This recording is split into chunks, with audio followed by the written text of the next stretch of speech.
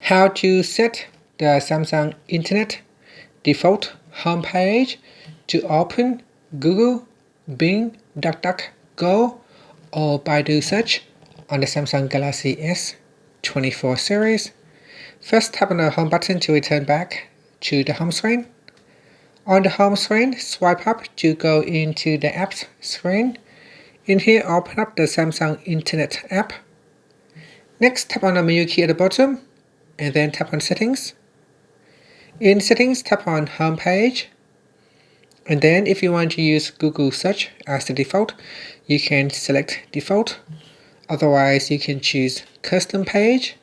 So in Custom, if you like to set google.com.au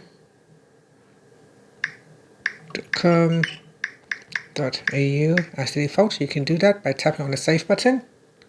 For Bing, we can delete that and tap on bing.com and tap on Saved.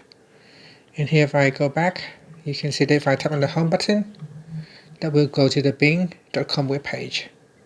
And here we can change it to DuckDuckGo. So DuckDuckGo.com. Then tap on Save. DuckDuckGo.com. Tap on Save. Now if we go back and tap on the Home button, that will go to the DuckDuckGo search page.